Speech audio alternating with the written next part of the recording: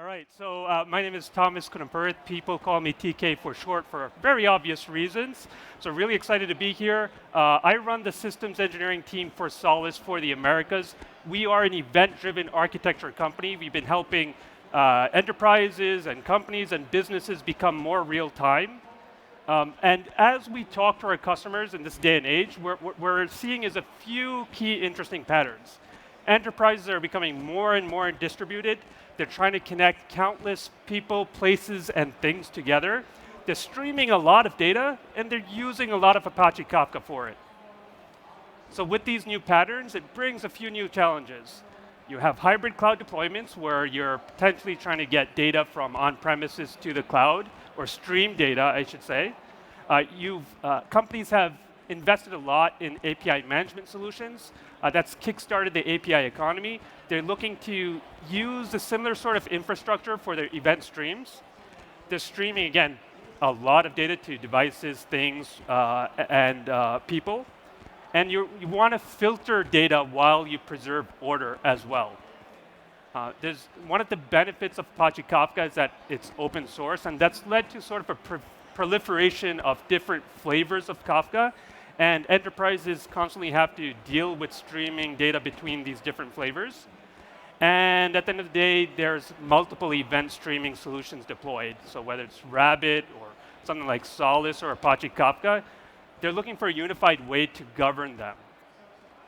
So how do people or how do our customers solve these challenges today? Well, it's not pretty. They use a hodgepodge of technologies that are non-standard, that have to be independently managed and scaled, and it gets very difficult to govern. So there must be a better way, right? And that's where the Kafka mesh comes into play. The Kafka mesh, you could think of it as a unified set of infrastructure and architecture that solves the challenges that I mentioned and a lot more. So you already have Kafka. Why do you need the Kafka mesh?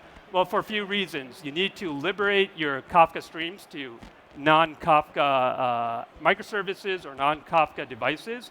You also need event management capabilities. So I'm gonna briefly go over a demo, a whirlwind tour of setting up a Kafka mesh. But before I do that, I want to go over a key concept or construct of the Kafka mesh. So the first thing that happens when you connect your Kafka cluster to your Kafka mesh is that we take attributes from your Kafka records and translate it into what is known as a routable topic. So in this case, you have a global orders Kafka mesh that represents a Kafka cluster for a retail conglomerate. So these records, they have a few characteristics. They're keyed by country code, and they have headers associated with those records. So the headers in this case would be the store name and the product. So once you connect your Kafka cluster to the Kafka mesh, what happens is that the Kafka mesh takes some of those attributes and constructs a routable topic. So in the first case, the key and the headers will be constructed into a routable topic with US/ACME/paper. The second one would be UK TJX cup, so on and so forth. So once you've expressed these attributes as this routable topic, you're now allowed to ask real-time questions of your Kafka event streams. So for example, how do you get all orders that originate in the US?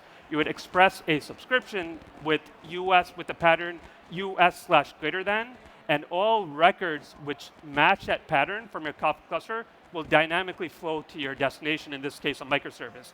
Likewise, you could ask another permutation of that question, all orders from the Acme store, regardless of geography, so star/Acme/star, and then the records will be routed. And then finally, all orders that include pencils, regardless of store location or geography, you would express a subscription as star/star/pencils, or pencil, and that record will be routed to your microservice.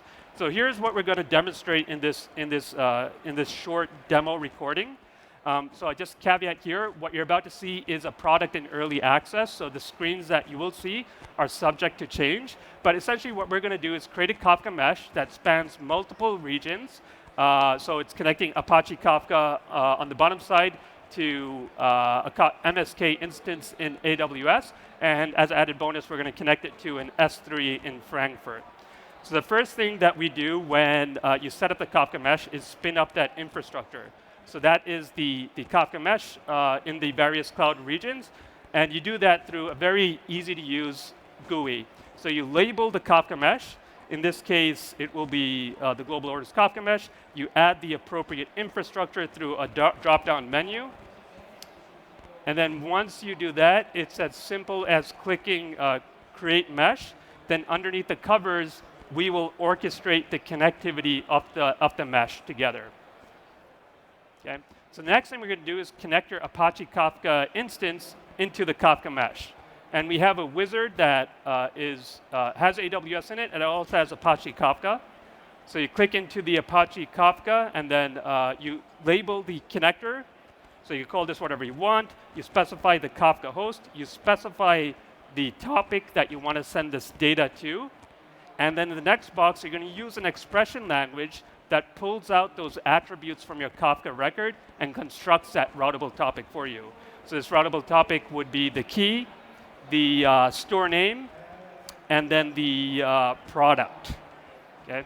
So once you've created that routable topic using expression language, you just click setup, and the connectivity will be established to your Apache Kafka instance. Now, what I'm going to show on the right-hand side is a simulator of Kafka messages. These are retail orders.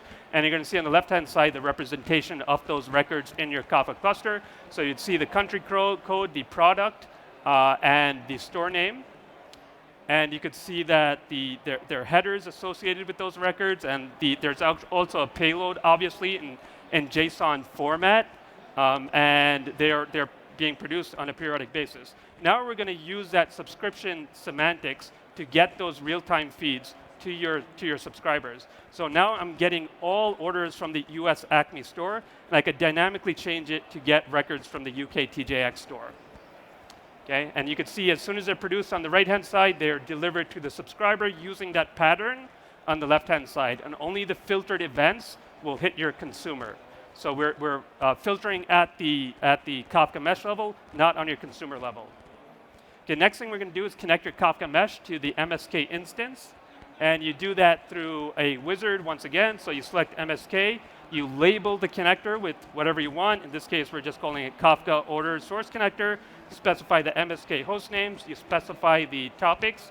And you specify the subscription. And you specify what key you want to be associated with that record using that expression language.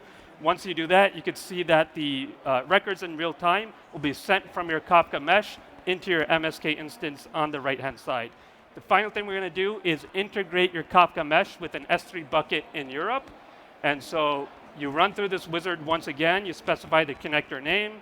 You specify the access key ID. You specify the access key.